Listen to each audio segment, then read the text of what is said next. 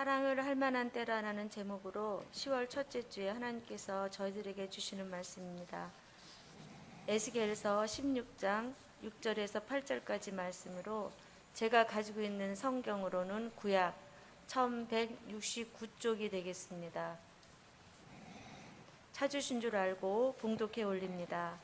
내가 네 곁으로 지나갈 때에 네가 피투성이가 되어 발짓하는 것을 보고 네게 이르기를 너는 피투성이라도 살아있으라. 다시 이르기를 너는 피투성이라도 살아있으라 하고 내가 너를 들의 풀같이 많게 하였더니 네가 크게 자라고 심히 아름다우며 유방이 뚜렷하고 네 머리털이 자랐으나 네가 여전히 벌거벗은 알몸이더라. 내가 네 곁으로 지나며 보니 네 때가 사랑을 할 만한 때라. 내 옷으로 너를 덮어 벌거벗은 것을 가리고 네게 맹세하고 언약하여 너를 내게 속하게 하였느니라. 나 주 여호와의 말이니라. 아멘. 아멘. 감사합니다. 오늘도 변함없이 주님의 은총이 예배하시는 우리 모두 가운데 풍성하게 넘쳐나시길 간절히 축원합니다. 우리 에스겔의 말씀을 계속해서 함께 나누고 있습니다. 오늘이 벌써 5번째 시간입니다. 혹시 기억하실지 모르겠어요. 첫 번째는 에스겔의 비전에 대해서, 그리고 두 번째는 에스겔의 소명에 대해서, 그리고 세 번째는 심판, 그리고 네 번째는 지난주 회복에 대한, 그리고 오늘 5번째 시간, 아마 이 부분으로 우리 에스겔 말씀을 마무리하지 않을까 싶은데, 모든 것의 결론은 뭡니까? 하나님은 사랑이다 아니겠습니까? 오늘 말씀의 제목도 사랑을 할 만한 때라라는 제목으로 함께 말씀을 나눌 텐데, 오늘은 에스겔에 대한 말씀 5번째 시간, 사랑에 대한 말씀입니다. 제가 이 에스겔의 말씀을 읽었을 때, 어렸을 적 이 선지서의 말씀을 대할 때와 지금 이제 커서 또 결혼도 하고 아이들을 양육하는 이 부모의 입장이 되어져서 이 말씀을 대할 때와 너무나 분명한 차이가 있는 것을 보게 되어집니다. 한 성도님이 일전에 이런 이야기를 하셨어요. 목사님, 구약의 말씀을 읽다 보면 하나님 너무 무섭다라고. 구약의 말씀은 무서운 하나님, 그래서 말씀을 읽기가 너무나 두렵다라는 그런 이야기를 하신 한 성도님이 계셨어요. 그분만의 이야기 아니라 저 역시도 어린 시절에 성경을 읽을 때, 특별히 이 선지서의 말씀, 에스겔을 포함한 선지서의 말씀을 읽다 보면 무시무시한 심판을 이야기하고 있잖아요. 와, 하나님 진짜 무섭다. 너무나 무서운 거예요. 그리고 두렵기도 하죠. 나도 혹시 이런 잘못을 저질러서 하나님께 큰 벌을 받지 않을까. 저희 막내딸이 어제 그러더라고요. 사랑하는데 왜 혼내냐고. 이게 자녀의 입장과 부모의 입장이 다를 수 있어요. 여러분, 사랑하면 혼내지 않나요? 아니죠. 사랑하니까 혼내는 거예요. 왜 하나님이 심판을 이야기하시냐면, 왜 징계 벌을 이야기하시냐면, 그거의 목적은 너 심판받아 끝나, 이게 아니에요. 징계와 벌을 받아서 무너지게 하시려고 하시는 게 아니에요. 그 심판과 멸망의 사건을 통해서 깨닫고 돌이키고 회개하고, 그 옆에서 저희 큰딸이, 그래도 1살 더 먹은 큰딸이니까 널 바른 길로 인도하려고 그러지. 옆에서 바로 그러더라고요. 사랑하니까 깨닫게 하시기 위해서, 돌이키게 하시기 위해서 심판을 이야기하신 거죠. 결국은 이 깊은 내면에 하나님의 사랑이 가득가득 차 있어요. 에스겔 말씀을 부모의 입장에서 한번 읽어보세요. 아버지의 마음, 그 하나님의 마음을 품고 한번 읽어보세요. 하나님이 얼마나 이스라엘 백성들을 사랑하시는지. 그러니까 참고 또 참고 기다리시고 또 기다리시는 거예요. 저는 선지서의 말씀을 요즘 다시 깊이 묵상하면서, 와, 하나님 정말 우리 사랑하시는구나.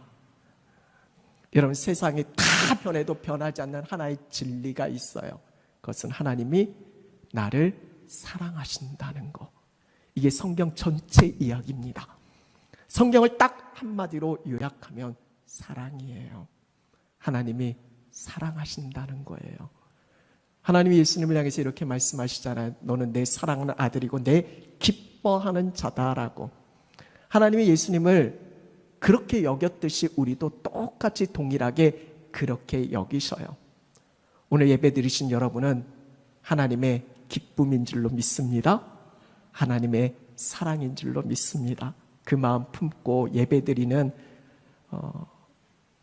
함께하는 그 분들과 우리 집에서 예배 드리시는 분들은 우리 함께하고 있는 지체들을 향해서, 없으면 본인을 향해서 주님의 마음으로 하나님이 너를 사랑해라고 우리 한번 믿음으로 한번 그렇게 고백하셨으면 좋겠습니다.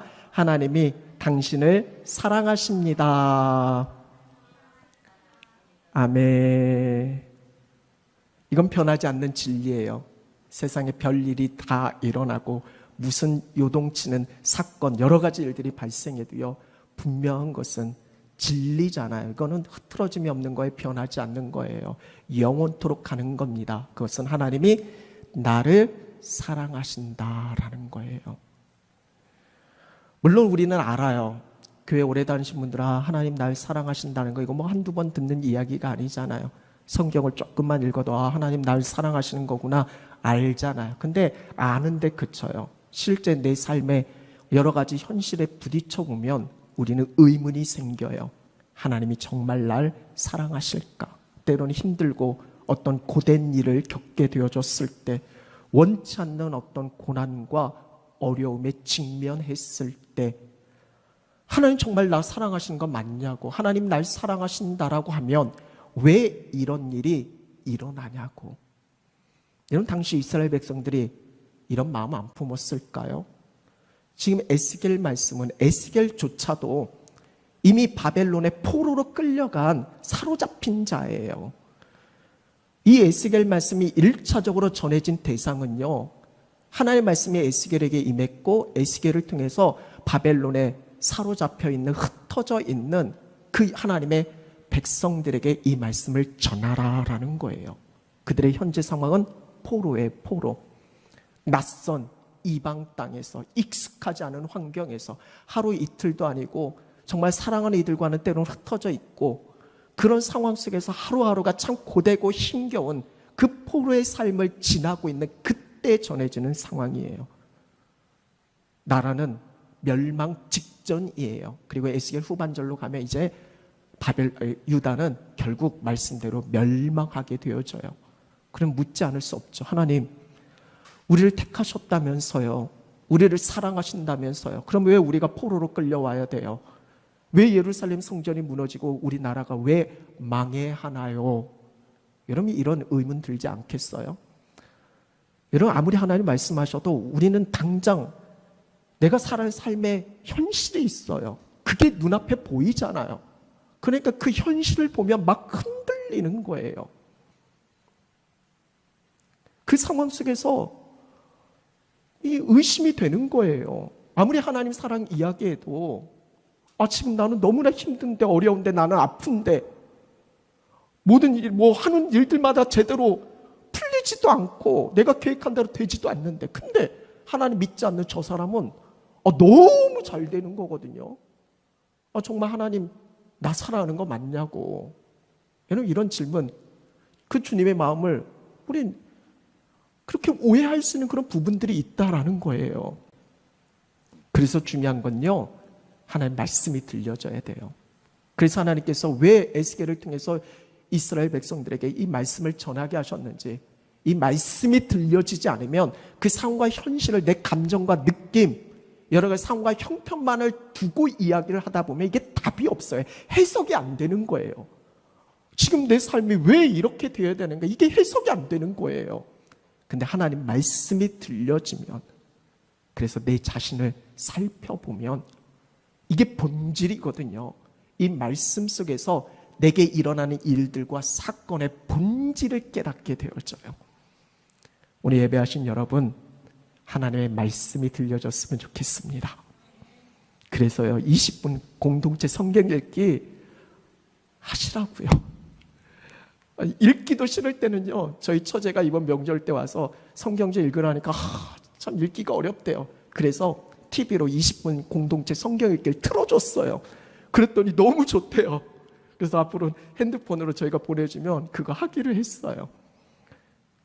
차인표 씨 목소리도 듣잖아요. 예수님이 차인표라니까요. 하나님의 말씀이 들려지는 게 복이에요. 오늘 말씀 다시 하나님이 우리에게 말씀하셔요. 에스겔을 통해서 정말 하나님의 사랑을 의심하기도 하고 그 하나님의 마음이 오해되어지기도 하고 지금 천상과 현실이 그러니까 그때 하나님께서 에스겔을 통해 다시 말씀하시는 거예요. 지금 너의 때가 사랑을 할 만한 때다라고. 오늘 말씀의 제목이기도 하고요. 우리 한번 믿음으로 고백해 볼까요? 지금 나의 때가 사랑을 할 만한 때입니다. 네, 여러분 이 가을에 사랑했으면 좋겠습니다. 하나님의 사랑이 여러분 가운데 풍성하게 부어지고 이 가을에 더 사랑하게 해주세요. 여러분 이 말씀이 선포되어질 당시 이스라엘 백성들의 상황은 오늘 말씀에 하나님께서 하나의 비유를 들어서 지금 너희들이 천상과 환경이 이러하다라는 걸 이야기해요.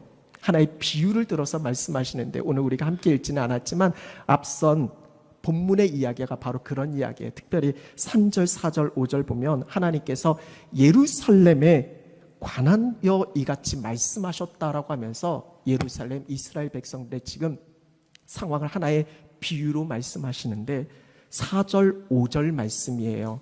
우리 한번 4절, 5절 말씀 한번 같이 한번 읽어볼까요? 4절, 5절 함께 읽겠습니다. 시작. 내가 난 것을 말하건대 내가 날 때 내 배꼽줄을 자르지 아니하였고 너를 물로 씻어 정결하게 하지 아니하였고 내게 소금을 뿌리지 아니하였고 너를 강보로 싸지도 아니하였나니 아무도 너를 돌보아 이 중에 한 가지라도 내게 행하여 너를 불쌍히 여긴 자가 없었으므로 내가 나던 날에 내 몸이 천하게 여겨져 내가 들에 버려졌느니라. 아멘. 지금 이스라엘 백성들이 처한 상황을 하나의 비유로 하는데 갓 아기가 태어나는데 태어나자마자 버려진 아기에 비유하고 있어요. 여러분 태어났을 때 그 아기는 누군가 돌봐줘야 하잖아요. 근데 오늘 말씀에 보면 태어난 그 아기가요 아무도 돌보는 이가 없대요. 불쌍히 여긴 자가 없대요. 그리고 아주 천하게 여겨져서 그냥 들에 버려졌대요. 여러분 얼마나 비참해요. 얼마나 불쌍해요. 아이들한테 이 말씀을 설명하는데 아이들이 그래요. 너무 불쌍하다고. 여러분 지금 이스라엘 백성들의 상황이 그래요. 지금 그들이 처한 상황과 환경이 너무나 불쌍해, 비참해요, 참혹해요. 지금 여러분들의 상황은 어떤가요? 혹시라도 지금 이스라엘 처한 상황처럼 그렇게 비참한 그런 인생이라고 스스로 그렇게 혹시 생각하고 계신 분은 혹시 없으신가요? 실제로 이스라엘 백성들은 출애굽하기 전에 애굽에 종노릇 했을 때 거기서 산의 아이가 태어나면 버려지거나 죽였잖아요. 그들의 존재가 그랬다는 거. 미약해요. 아주 초라해요. 비참해요. 그 누구도 돌보지 않아요. 그렇게 지금 바벨론 여기저기 흩어져 있는 그런 상황이라는 거예요. 여기에 무슨 소망이 있겠어요? 근데 오늘 말씀이 참 놀라운 하나님의 은혜를 이야기해요. 반전이죠. 그런 이스라엘 백성들을 하나님 끝까지 버리지 아니하신다는 거예요. 거두시고 돌보시고 존귀한 인생으로 바꿔주신다. 이것이 오늘 우리가 함께 읽은 본문을 포함한 16장 전체의 이야기예요. 오늘 시작되어진 6절 말씀을 보면 이렇게 시작되어져요. 6절 말씀 한번 같이 읽어볼까요?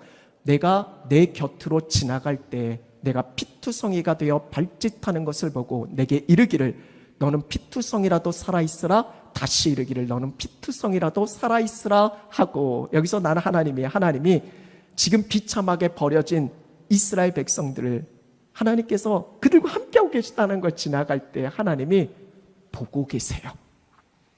한번 고백해 보실까? 하나님이 보고 계십니다. 아무리 깊은 절망, 고통 가운데 있어도요, 하나님이 보고 계신다. 여기에 소망이 있는 줄로 믿습니다. 지금 이스라엘 백성들이 피투성이가 되어져서 버려진 그런 존재일 수 있겠다, 여겨질 수 있겠지만 분명한 것은 하나님이 보고 계세요. 그러면서 뭐라고 말씀하세요? 살아있으라. 살아있으라. 그 어떤 생명도요, 소중하지 않는, 귀하지 않은 생명이 없어요. 생명의 소중함을 말씀하세요. 절대 포기하지 마. 살아있으라 말씀하셔요. 그러면서 그들을 거두세요. 그리고 돌보셔요. 그리고 오늘 우리가 함께 읽지는 않았지만 9절 이후의 말씀에 하나님께서 이렇게 만들어주세요. 9절 말씀을 보면 하나님께서 물로 네 피를 씻어 없앤다라고, 기름을 바른다라고, 10절에 수놓은 옷을 입힌다고, 가죽신을 신기신다라고, 11절에 폐물을 채우고 팔고리 그리고 목걸이, 그리고 12절에는 심지어는 코골이까지 뭐 좋다라는 건 다 걸어주시는 거예요. 그리고 13절에 그렇게 장식하고 너를 높이는데, 존귀하게 여기는데 왕후의 자리에 오르게 하신다라는 거예요. 여러분, 이 9절 이후의 말씀은 우리가 신약 말씀을 읽다 보면 예수님의 말씀 속에서 떠오르는 장면이 있어요. 탕자가 나중에 아빠한테 돌아오잖아요. 그때 그 아버지가 탕자를 어떻게 받아주시는지, 모든 귀한 것을 다 그에게 입혀주거든요. 그리고 그를 존귀하게 여겨주거든요. 세상적인 시각으로 보면 절대로 그렇게 받아줄 수 있는 사람이 아니에요. 그렇게 해서는 안 돼요. 그런데 그 아버지는 그렇지 않아요. 하나님도 마찬가지예요. 비참하고 버려진 그런 존재지만 그들을 받아주세요. 그들을 존귀한 인생으로 바꿔주세요. 오늘 예배하신 여러분 모두가 마찬가지예요. 우린 죄인이고 그 죄에 대한 결과로 영원한 멸망에 처해지는 게 마땅하지만, 그렇게 죽을 수밖에 없는, 아니 이미 죄로 죽은 존재지만 그 죄가 얼마나 참혹해요, 그 결과가. 그렇지만 하나님은 예수 그리스도를 통해서 우리를 완전히 역정케 하셨어요. 그 피로 우리를 깨끗게 하셨어요. 우리를 온전케 하셨어요. 그래서 우리를 주의 존귀한 자녀, 백성으로 삼아주셨어요. 예수를 믿는 자는 그 어떤 누구도 비참한 인생이 없어요. 존귀한 인생으로 바꿔주시거든요. 오늘 예배하신 여러분 모두는 주님의 존귀한 자녀인 줄로 믿습니다. 그런데 한번 생각해 보세요. 내가 그렇게 여김을 받을 만한, 혹시 여러분이 무슨 일을 했나요? 그 받을 만한 어떤 자격과 조건이 혹시 있으셨나요? 하나님의 놀라운 은혜가 부어지잖아요. 그래서 은혜예요. 여러분, 이 공로하고 헷갈리시면 안 돼요. 내가 하나님께 뭔가 받을 만한 행위를 해서가 아니에요. 그건 대가죠. 공로죠. 나를 존귀한 주의 자녀가 되게 하신 건 하나님의 전적인 무조건적인 은혜거든요. 내가 뭔가를 해서 받을 만한 어떤 자격과 조건이 주어져서, 그래서 하나님께서 나를 존귀하게 여기신 게 아니라는 거예요. 피투성이가, 이 어린아기, 발짓하는 어린아이가 뭘 했나요? 아니잖아요. 그래서 은혜예요. 자격이 없지만 내 어떤 대가나 행위가 아니라 하나님께서 전적으로 베풀어 준 구원은요, 공로가 아니에요. 은혜예요, 은혜. 그래서 여기서 중요한 건요, 하나님이 나를 어떻게 보시는가예요. 하나님이 보시는 나. 여러분, 하나님이 여러분을 어떻게 보고 계실까요? 오늘 말씀에서도요, 하나님이 보신다라는 표현을 2번이나 반복하고 있어요. 6절 말씀에 보면 하나님께서 그 곁을 지나가실 때 네가 피투성이가 되어 발짓하는 걸 하나님이 보고 계신대요. 피투성이가 되어 발짓하는 걸 보고 계시고요. 7절 말씀 끝에 보면 네가 여전히 벌거벗은 알몸이었어요. 근데 8절로 넘어가면 내가 내 곁을 지나며 보니까, 하나님 또 보신다고 하세요. 하나님 지금 뭘 보고 계세요? 피투성이가 되어 발짓하는 거, 여전히 벌거벗은 알몸을 보세요. 여러분 한번 생각해 보세요. 피투성이가 발짓하는 거 보면 여러분은 어떤 생각이 들어요? 와, 예쁘다, 그런 생각이 들어요? 꺼림칙하지 않아요? 회피하고 싶지 않아요? 거리껴지죠? 벌거벗은 알몸에, 이거 완전 수치고 부끄러움이거든요. 드러낼 수가 없거든요. 근데 하나님이 이런 모습을 보시는데 오늘 말씀의 제목이에요. 하나님 뭐라고 말씀하시냐면 사랑할 만한 때다라고. 피투성이를 벌거벗은 그들을 보시면서 하나님이 사랑을 할 만한 때다. 영어로 보면 더 와닿아요. Enough예요. enough. enough for love. 사랑을 받을 만한 충분하다라는 거예요. enough가 충분한 맞죠? 쌤? 정신 차리셔야죠. 충분하다라는 거예요. 사랑받을 만한 가치가 있다라는 거예요. 우리가 잘 아는 찬양처럼 정말 여러분은 사랑받기 위해 태어난 사람 맞아요. 내 존재는요, 하나님이 나를 그렇게 지금 보고 계시는 거예요. 사랑받기에 너 충분해. 사랑받을 만한 가치가 있어. 저 피투성인데요. 저 여전히 벌거벗은 몸인데요. 너무나 부끄러운데요. 너무나 수치스러운데요. 어떻게 제가 감히? 아니야. 내가 보기엔 너는 enough for love야. 사랑할 만한 때야. 여러분 알고 계세요? 여러분이 얼마나 가치 있는 존재인지를요. 저희 큰딸한테 저희 아이들이 목사 자녀로서 누릴 수 있는 특권이죠. 그러니까 내일 주일 말씀이 어떤 말씀이야. 그래서 자기 전에 아이들이 아빠 내일 말씀 이야기해줘. 그래요. 언제까지 그럴지 몰라요. 지금은 아직은 그런 말씀이 듣기를 좋은가 봐요. 그러면서 자요. 물론 끝까지 다 듣진 않아요. 중간에 그냥 자요. 그냥 하나의 자장거처럼 들리나 봐요. 그래서 이 말씀을 이야기하면서 제가 큰딸한테 물었어요. 너는 이엘이잖아. 이엘아, 너는 얼마나 가치 있는 존재인지 혹시 아니? 하는 거니 바로 그러는 거예요. 오늘 일부 예배 들어보셨죠? 일부 예배 오신 분들은 아셔요. 여러분이 얼마나 가치 있는 존재인지 아세요? 했더니 다들 그냥 가만히 있는데 저희 딸만 네! 그러는 거예요. 여러분 얼마나 여러분이 가치 있는 존재인지 정말 아시나요? 많은 사람들이 몰라요. 우리 가영 선생님이 학교 제자들하고 함께 무슨 걷기 대회를 나가는 거예요. 그래서 뭐 10km 넘게 한 2-3시간을 걷기를 도대체 뭐 때문에 저렇게 걷나 싶었더니 그게 다른 게 아니라 생명사랑 밤길 걷기. 그게 자살 예방 캠페인이에요. 지난 9월 달에 세계 자살 예방의 날이 있었거든요.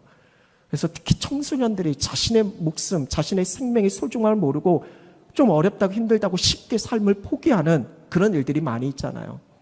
그래서 그걸 예방하기 위한 하나의 캠페인으로 그렇게 걸어가면서 우리 내 생명이 참 소중하다. 다른 누군가의 생명이 소중하다. 생명사랑 걷기. 그 캠페인인 거예요. 이런 10대 사망률 1위가 자살인 거 아시죠? 20대는요? 자살이에요. 30대도 자살이에요. 40대부터는 이제 좀 이제 연수가 좀 차니까, 연식이 좀 차니까 좀 여러 가지 질병으로 인해서 40대부터는 암이 사망률 1위지만 30대까지는 사망률 1위가 자살이에요. 특별히 청소년들. 요즘 코로나 시대에 더 우울하잖아요. 자살이 폭발적으로 증가하고 있대요. 그래서 한 도지사가 지난주에 그런 이야기를 했어요. 우리 죽지 말고 같이 살자고. 오늘 하나님 말씀도 그러잖아요. 살아있으라고. 살아있으라고. 생명의 소중함을 내가 얼마나 가치 있는 존재인지를 내가 조금 찢겨졌지만, 내가 조금 상했지만, 내가 실패했지만 그래도 내가 가치 있다는 걸 아는 사람은 절대로 삶 포기하지 않아요. 아이들한테 물었어요. 아빠가 너희들한테 100만 원 주는데 그럴 일이 언제 있을지 모르겠지만 어제 그랬어요. 아빠가 너희들한테 100만 원 줄게. 그러니까 100만 원이 좀 찢겨졌어. 좀 구겨졌어. 버릴 거야? 그랬더니 저희 막내딸이 아니요. 테이프로 붙여서 쓴대요. 알아요. 애들도 돈의 가치를. 여러분의 생명이 돈과 비교할 수 있나요? 아니에요. 그 가치는 비교할 수가 없어요.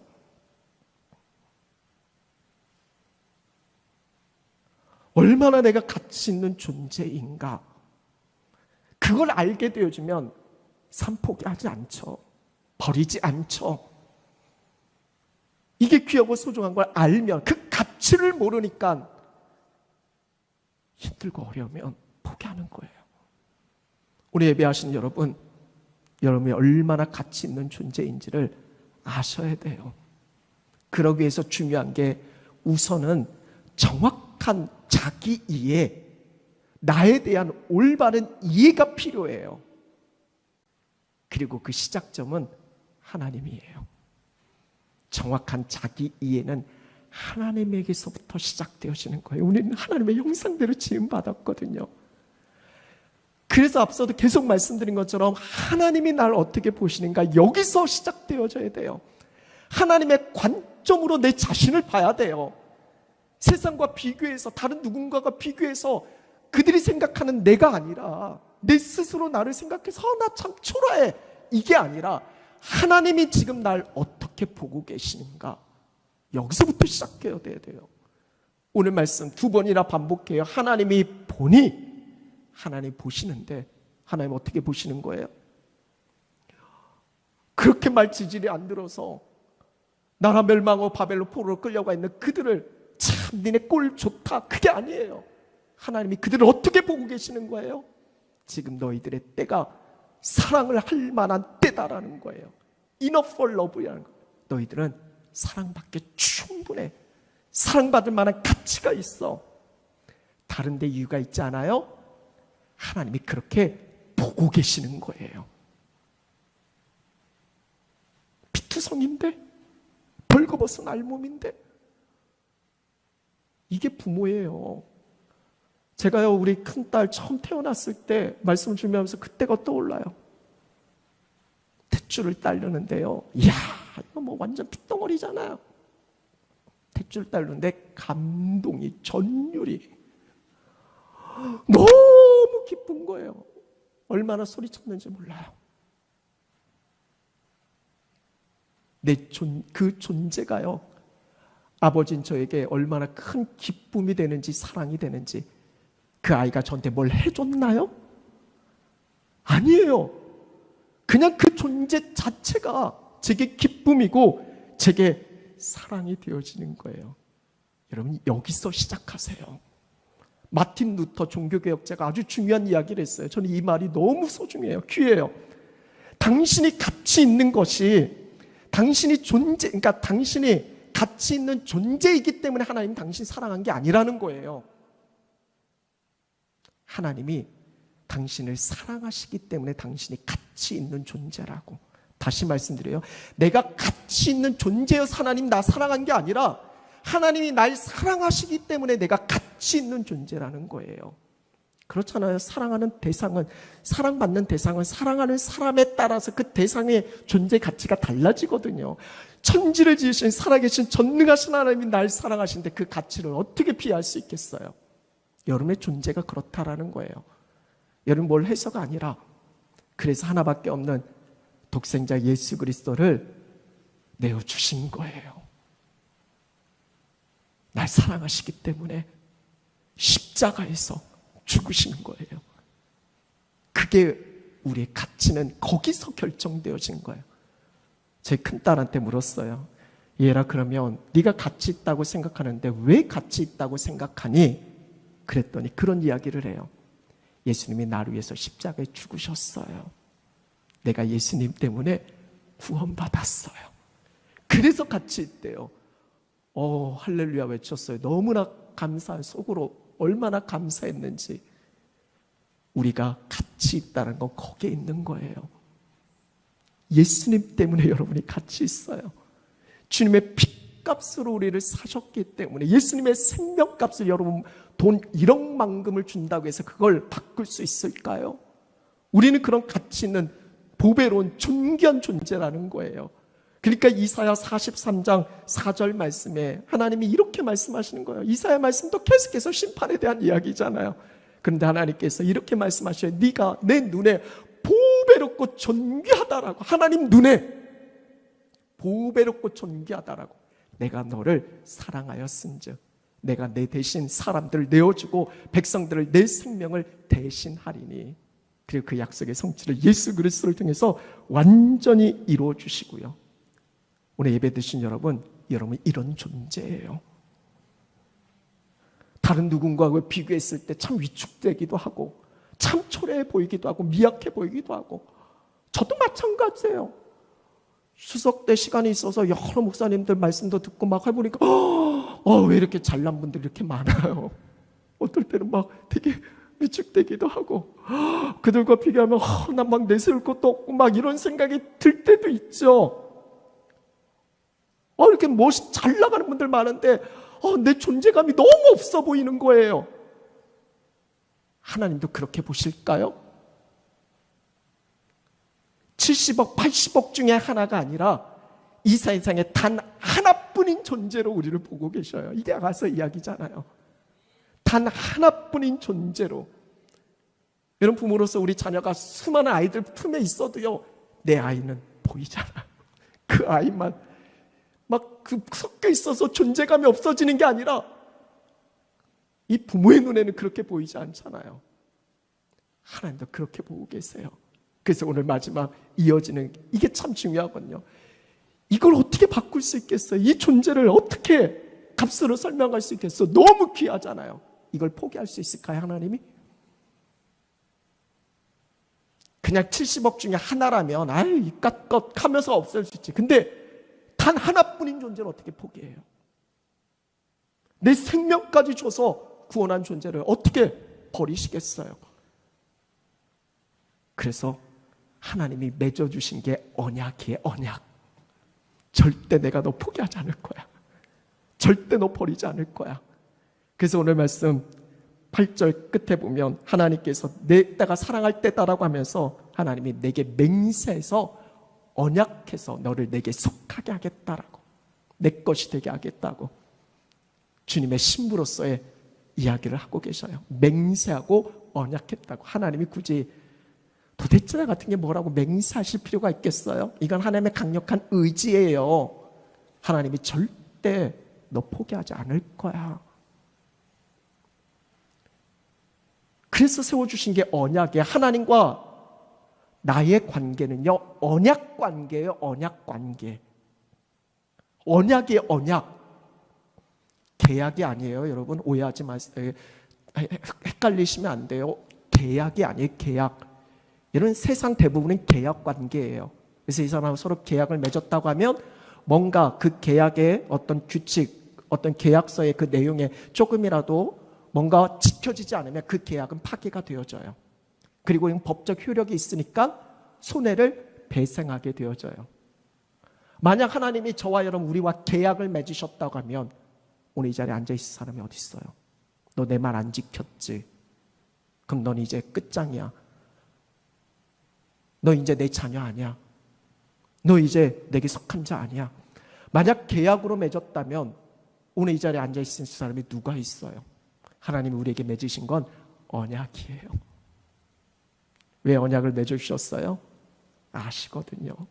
우리의 연약함을. 우리가 이걸 온전히 못 지킨다라는 것을. 이런 부모 자식 간에 계약으로 맺어졌다면 그 계약서대로 자식이 따라주지 않는다면 너 이제부터 내 자식 아니야. 이렇게 할 부모가 세상에 한 두셋은 있을 수 있어요. 부모와 자식 간이 계약관계가 아니잖아요. 그러니까 하나님과의 어떤 마음을 가장 우리가 깊이 우리의 삶 속에서 느낄 수 있는 게 이 부모의 마음이에요. 자식이 생각하는 것과 부모가 생각하는 게 완전 다르거든요. 그래서 목회를 하려면 이 아버지의 마음을 알아야 된다라고 그런 이야기를 많이 하거든요. 언약관계, 언약관계. 계약으로 맺어졌다면 하나님 너 나랑 맺은 거 이거 없던 일로 해. 너는 이제부터 내 자녀 아니야, 내 백성 아니야. 그렇게 끝나버렸어야 돼요. 근데 여러분 선지자의 말씀은 그렇지 않잖아요. 그들이 수없이 하나님 아시거든요. 그들이 하나님의 맹세를 멸시하고 언약을 배신할 걸 아셔요. 오늘 16장 우리가 읽잖아요. 16장 끝에 59절 말씀을 보면 하나님 이미 말씀하셔요. 너희는 내가 맹세한 거 멸시한다라는 거예요. 언약을 배반한다라는 거예요. 이미 알고 계셔요. 하나님은 그 택한 백성들이 하나님의 그 언약을 어길 거라는 걸 이미 알고 계세요. 계약으로 했다라면 그들은 거기서 끝나요. 근데 그 다음 60절 말씀이 복음이에요. 복음. 그러나예요. 그러나 여러분, 성경에서 그러나가 없었으면 우리는 다 죽어 마땅해요. 소망이 없어요. 피투성인데, 벌거벗은 알몸인데, 하나님께서 말씀하신 걸 지키지 않았는데 거기서 소망이 없거든요. 그러나요, 그러나 언약 배반했지만 언약의 중요성은 하나님께서는 한 번도 그 언약을 바꾸시지 않거든요. 내가 너 사랑한다는 거, 이거 바꾸시면, 계약 관계로서 바꾸시면 이거 문제가 많거든요. 근데 하나님은 어떠하든지 간에 그 당사자가, 그러니까 이스라엘 백성들, 오늘 우리죠, 우리가 어떠하든지 간에 하나님 맺어주신 언약은 나 절대로 너 포기하지 않을 거야. 이게 언약이거든요. 그래서 언약은 포기하지 않는 사랑이에요. 그러나라고 시작하면서 하나님 말씀하시잖아요. 60절에 보면, 그러나 내가 너의 어렸을 때 너와 세운 언약을 하나님이 기억하신대. 우리는 생각도 못하거든요. 내 필요할 때만 하나님 찾지, 내가 아쉬울 때만 하나님 찾지, 평상시 때는 내 욕심대로, 내 탐욕으로 세상 유혹 쫓아가면서 하나님, 나이가 나에게 무슨 소용이야, 지금 당장 먹고 살아야 되는데 하면서 그 하나님의 약속과 그 하나님의 말씀하시는 완전히 우리는 잊어버리고 살아가는데, 그럼에도 불구하고 하나님은 기억하시는 거예요. 내가 기억하고 있어. 그리고 중요한 말씀이에요. 영원한 언약을 세우신대. 영원의 영원, 절대로 깨지지 않는, 천지개벽이 일어나도 이것만큼은 변하지 않고 바뀌지 않는 영원한 언약을 세우세요. 그리고 그것을 예수 그리스도를 통해서 그 피로 완전히 성취하세요. 오늘 그 영원한 언약을 누리고 계신 분이 오늘 예배하시는 여러분 모두인 줄로 믿습니다. 우리는 하나님과의 관계가 언약의 관계예요. 여러분, 행위 때문이 아니에요. 오해하지 마세요. 내가 기도 많이 했다고, 내가 착한 일 했다고, 내가 봉사 많이 했다고, 내가 뭔가 잘해서가 아니에요. 이미 하나님은 로마서 5장 말씀에 너희들이 죄인 되었을 때, 너희들이 연약할 때, 너희들이 원수 됐을 때, 이미 존재 자체로는 하나님의 사랑과 연결될 수 있는 그런 자격과 조건이 없는 사람이지만, 그러나 하나님 보시기에 사랑으로 우리를 품어주셨기 때문에, 우리를 가치 있게 존귀히 여겨주셨기 때문에, 죄인이지만, 연약하지만, 원수지만 그 하나님의 사랑 안에 걸 수 있게 되어지는 거예요. 이게 은혜거든요. 이 은혜가 깨달으면 절대 교만할 수 없어요. 내가 하나님의 사랑을 받는 자인데, 위야 이제 나 무시하지 마, 이게 아니라는 거예요. 내 본질이 철저하게 버림받은 존재였다는 걸 깨달아지면, 그럼에도 하나님께서 그 사랑으로 나를 안아주고 품어주면, 그래서 내가 이렇게 존귀한 인생이 됐다는 걸 알면 어떻게 교만할 수 있겠어요? 그래서 사도 바울의 고백이 다 그 얘기예요. 사도 바울은 얼마든지 잘난 척할 수 있는 사람이잖아요. 얼마나 능력이 많아요. 근데 그는 철저히 내가 아니라 하나님이 하셨음을 고백하고, 내가 나 된 것 하나님의 은혜로 된 것이더라고. 3천 정도로 봤으면 어깨 좀 으쓱 펴고 좀 잘난 척해도 되잖아요. 아니에요. 나는 죄인 중에 괴수다라고 말씀을 통해 날마다 보면 내가 얼마나 죄인인지를 알거든요. 그게 깨달아졌을 때 하나님과의 관계 속에서 내가 얼마나 하나님의 큰 은혜와 사랑을 힘입고 있는가, 이게 알게 되어지는 거거든요. 오늘 말씀을 마무리하도록 하겠습니다. 오늘은 사랑 이야기예요. 이 가을에 여러분 사랑하세요. Enough for love예요. 여러분 사랑받기에 충분한 사람이에요. 여러분 사랑받을 만한 가치가 있으신 분이에요. 하나님이 그렇게 보신다니까요. 세상의 소리에 마음 뺏기지 마세요. 사단은 계속해서 속삭일 수 있어요. 내 형편과 상황을 두고 이야기하거든요. 야, 이래도 하나님 너 사랑해? 거기에 넘어가지 마세요. 우리의 기준은 하나님의 말씀이에요. 하나님께서 나 사랑하신다 말씀하셨으면 어떤 것에도 그건 변함이 없는 거예요. 그래서 오늘 두 가지만 적용해 보자고요. 그 하나님의 사랑을 우리가 깊이 우리 마음속에서 확신 있게 품으셨으면 좋겠어요. 하나님이 나 사랑해. 나는 하나님께 사랑받는 존재. 날마다 아침에 눈 떠서 영어로 고백하세요. 거울 보면서 enough for love. 발음 맞아요? 나는 enough for love에 enough예요. enough. 충분하다라는 거예요. 가치 있다라는 거예요.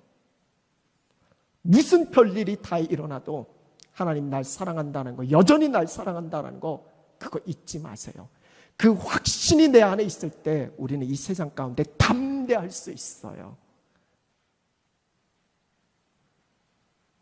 지난 주간에 천정은 자매 간증 이야기를 들었어요. 이 자매는요, 나중에 여러분 한번 제가 단톡방에 한번 올려드릴게요. 지금 부활이라는 영화가 이제 개봉이 되어지는데 그 부활이라는 영화의 가장 주된 인물 중에 하나가 이 천정은 자매예요. 이용규 선교사님, 내려놓음 이용규 선교사님 아시죠? 그분이 이제 이 부활이라는 영화를 제작해서 지금 아마 이제 그 여러 지역에서 아마 개봉을 지금 한 데도 있고 개봉을 앞두고 있는데 그 주된 인물 중에 하나가 이 천정은 자매인데 이 자매가 말기 암 환자예요. 너무나 고통이 심해요. 견디기 쉬운 상황이 아니에요. 무려 80차 항암 치료를 받아요. 한 번, 두 번도 아니고 80차. 이런 정도 상황이 처하면 저 같으면 그럴 거예요. 저도 그 간증을 들으면서 얼마나 울었는지 몰라요. 하나님, 저는 어땠을까요? 아마 하나님 사랑을 의심했을 거예요. 주님의 마음을 오해했을 거예요. 하나님 나 사랑한다면 내가 왜 이런 고통과 이런 아픔과 이런 힘겨움을 경험해야 할까요? 그 천정은 자매는 그가 쓴 책도 있거든요. 이렇게 이야기를 해요. 내게 극한의 고통이 와도 하나님의 사랑을 나는 결단코 의심하지 않겠다라고. 그 하나님의 사랑을, 그 사랑 가운데 그가 그 정말 이 세상적인 시험은 얼마나 비참해요. 그러나 그 비참한 상황, 절망적인 상황에서도 하나님의 사랑을 그가 확신하니까 거기서도 담대하게 암 환자를 전도하는 복음의 사도로 그의 간증한 얼굴 표정을 보세요. 이 사람이 진짜 말기 암 환자인가? 아니에요. 얼마나 기쁨에 넘쳐나는지 하나님께 사랑받는 존재라는 게 막 느껴지는 거예요. 그래서 여러분 같이 한번 고백했으면 좋겠어요. 두려움에서 사랑으로. 처음에 선지서의 말씀 읽을 때 어린 시절 저는 그 아버지의 그 부모의 마음을 헤아리지 못하는 어린 아이의 입장에서만 생각을 하니까 무서웠어요. 그건 하나님을 아주 조금밖에 모르는 거예요. 두려움에서 사랑이에요. 때론 심판과 멸망의 사건이 내게 일어난다 할지라도 하나님이 나를 향한 사랑은 결단코 바뀌지 않아요. 내게 어떤 별일이 다 일어나도 분명해요. 그러니까 그 상황 속에 두려워하지 말고 하나님이 날 사랑하신다는 걸 깨닫고 더 하나님께로 집중하는 거예요. 두려움이 아니라 사랑이에요. 이게 선지서의 결론이에요. 두려움에서 사랑으로. 그리고 마지막 한 가지 더 적용을 하자면 하나님이 나를 그렇게 사랑으로 보신다라면 내 옆에 있는 사람은 어떻게 보실까요? 내가 귀하고 소중하다면 다른 누군가는 어떨까요? 하나님의 관점, 주님의 관점으로 보자라는 거예요. 사람은요, 판단의 대상이 아니라 사랑의 대상이에요. 판단은 하나님께 맡기세요. 우리는 사랑하세요. 내 기준으로 보지 말고 주님의 관점으로 내 이웃을 대하세요. 그렇게 주님의 사랑을 실천할 수 있는 여러분 되셨으면 좋겠어요. 하나님의 사랑의 범위는 모든 사람이에요. 하나님 사랑 가리지 않아요. 차별 두지 않습니다. 누구는 사랑하고 누구는 사랑하지 않고 하나님 그렇지 않으세요. 하나님 모든 사람이에요. 그 하나님의 사랑을 우리가 힘입은 자라면 우리도 어떤 시선으로 내 주위의 이웃들을 바라봐야 하는지, 이게 아니잖아요. 주님의 마음 품고 그 영혼을 불쌍히 여기며 우리가 사랑할 수 없는 게 아니라 사랑하지 않는 거예요. 이미 예수님의 사랑이 우리 가운데 부어졌거든요. 우리는 이미 사랑할 수 있는 힘과 능력이 있거든요. 못하는 게 아니라 안 하는 거예요. 내 감정이 그렇게 하기 싫거든요. 근데 여러분, 나를 힘겹게 하는 사람이 지금 내 옆에 있다고 하면 이게 하나님의 사랑을 정말 느끼게 할 수 있는 절호의 기회예요. 로마서 5장 8절처럼 죄인인 우리를 하나님께서 사랑하셨잖아요. 사랑으로 그 십자가의 죽으심으로 그 사랑을 확증하셨잖아요. 이게 하나님의 사랑이거든요. 지금 나를 힘겹게 하는, 나를 고통스럽게 하는 그 사람이 있다면 하나님이 나를 그렇게 대하셨듯이 나도 한번 그 영혼을 향해서 그렇게 한번 대해보세요. 이게 절호의 기회예요. 우리 한번 같이 고백해 볼까요? 하나님, 나를 힘들게 하는 사람들까지도 사랑으로 품을 수 있는 자리에까지 나아가게 하옵소서. 사랑의 자리로. 오늘 한국교회가 이 코로나 시대에 품어야 할 마음이 저는 이 마음이라 생각해요. 사랑이에요. 사랑. 결론은 세상처럼 똑같이 하는 게 아니에요. 저들이 이렇게 했으니까 나도 이렇게 해야지. 이건 세상의 방법이에요. 이 방법으로 하나님 우리를 대하셨다면 여기 남아있을 사람 아무도 없어요. 그 하나님의 은혜 사랑 힘입었다면 우리는 세상과 달라야죠. 구별되어야죠. 싸우지 말라는 게 아니에요. 본질은 사랑이에요. 사랑 없으면 문제고요. 사랑 없으면 그걸 위해서 먼저 기도하세요. 그 마음이 부어지면요, 그 사랑 속에서 결국 하나님의 나라의 역사가 이루어지는 거거든요. 오늘 이 찬양 같이 부르고 함께 기도할 거예요. 우리 주보에 실려져 있는데 우리 집에서 보시는 분들은 우리 주보 카톡에 올려드렸으니까 거기에서 한번 보시면서 이 시간 너의 맘속에 라는 찬양이에요. 김수지 씨가 한 20년 됐나요? 제가 연애하던 시절에 저희 사모하고 더 관계가 깊어질 수 있는 이 매개체가 이 노래였어요. 저희 사모가 저를 너무 좋아했거든요. 근데 저는 별로 그다지 뭐였거든요. 근데 이 사모가 저한테 와서 찬양 하나 알려달래요. 아이들한테 가르쳐 줄 수 있는. 그때 유치원 교사였으니까. 그래서 제가 이 시간 너의 맘속에는 찬양과 수화를 알려줬어요.